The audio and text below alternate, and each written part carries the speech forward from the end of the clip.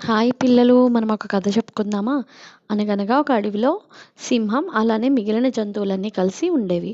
అయితే ఈ సింహం రోజుకి 1, 2 యానిమల్స్‌ని చంపి తినేసేది. తనకి కావాల్సిందే కాకుండా అంతకు మించి చంపేసేది. అయితే యానిమల్స్ అన్నీ కూడా బాధపడుతూ ఉండేవి.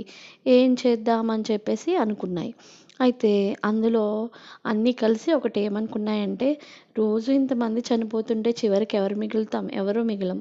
కాబట్టి మనమందరం ఒక పని చేద్దాం. రోజుకి ఒక్కొక్కరు రాజు దగ్గరికెళ్దాం.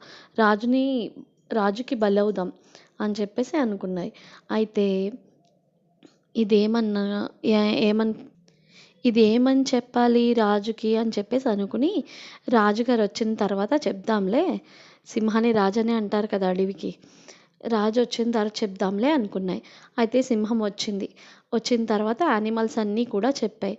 చెప్తే రోజుకి మీరు అన్ని యానిమల్స్ తినే కన్నా మేమే మీ దగ్గరికి వస్తాము. మీకెందుకు కష్టం అన్నట్టు మాట్లాడాయి. అయితే సింహం కూడా ఇదేదో బాగుంది కదా! నేనెందుకు వచ్చి వేటాడటం రోజు. ఒక్కొక్క రోజు దొరకచ్చు. ఒక్కొక్క రోజు దొరకకపోవచ్చు. అదే ఇదైతే రోజు ఒక్కొక్క దాన్ని కంపల్సరీ తినేయొచ్చు అనుకుంది. అనుకుని సరే అయితే రేపటి నుంచి మీరే రండి ఒక్కొక్కరు అని చెప్పేసి అంది. అలాగే రోజుకి ఒక డీర్ కానీ, లేదంటే డాంకీ కానీ, బఫెల్లో కానీ, లేదంటే మంకీ కానీ ఇలా ఏదో ఒకటి వెళ్తూ ఉండేవి. అయితే ఒకరోజు ర్యాబిట్ వెళ్ళే రోజు వచ్చిందనమాట. అయితే ఏమనుకున్నదంటే, అయ్యో! నాకు భయమేస్తుందే, చనిపోవాలా సింహం చేతిలో అని చెప్పేసి అనుకుంది. అయితే అప్పుడు ర్యాబిట్ ఏం చేసిందంటే ఆలోచించుకుంటూ వెళ్ళింది. ఆలోచించుకుంటూ వెళ్తే దానికొక ఐడియా వచ్చింది. ఆ ఐడియాతోనే రాజు దగ్గరికి కొంచెం లేట్‌గా వెళ్ళింది.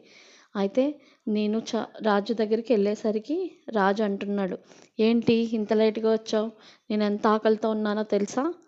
అని చెప్పేసంది. "రాజా, నేను మీ దగ్గరికే వస్తున్నాను. వచ్చే దారిలో మీలాగే ఇంకొక సింహం కనిపిచ్చింది. దాని నుంచి తప్పించుకొని వచ్చేసరికి ఇంత టైం అయింది" అని చెప్పేసంది. "అది మీకన్నా పెద్దగా ఉంది తెలుసా?" అని చెప్పేసంది. అయితే అప్పుడు సింహం అంది, "అవునా? ఈ అడవిలో ఇంకొక రాజా? అదెలా సాధ్యం? నడు చూద్దాం" అని చెప్పేసంది. అయితే ఎలా అయినా ఎలా అయినా తన చావుని తప్పించుకోవాలనుకున్న కుందేలుకి ఇదొక మంచి అవకాశం అయింది. అయితే అప్పుడు కుందేలు తీసుకుని వెళ్ళి సింహాన్ని ఒక నూతి దగ్గర నుంచోబెట్టి, చూడండి, వంగి చూడండి, ఇందులో మీకు ఇంకొక సింహం కనిపిస్తుందన్నది. అయితే సింహం నిజంగానే వంగి చూసింది. వంగి చూస్తే అందులో ఒక సింహం కనిపించింది. అయితే అప్పుడు దానిపైన గర్జించింది. గర్జిస్తే ఆ లోపలున్నది కూడా ఇంకా గర్జించింది. ఎందుకంటే మన నీడ లోపల కనిపిస్తది కదా! ఆ లోపల నీడ కూడా అలానే గర్జించటం మొదలుపెట్టింది. అయితే సింహం అనుకుంది, ఇదెవరో నాకన్నా గట్టిగా అరుస్తుందే!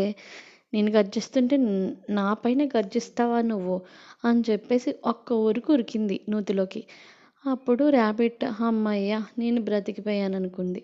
చూసారా పిల్లలు, ఎంత తెలివిగా ప్రవర్తించిందో కుందేలు? చావు నుంచి తప్పించుకుంది. అలాగే ఎప్పుడైనా సరే మనకి ప్రాబ్లమ్ అనేది ఉన్నప్పుడు ఆలోచించుకుంటే మనకి మనకి మనమే సాల్వ్ చేసుకునే ఐడియాస్ మనకి వస్తాయి. ఓకేనా?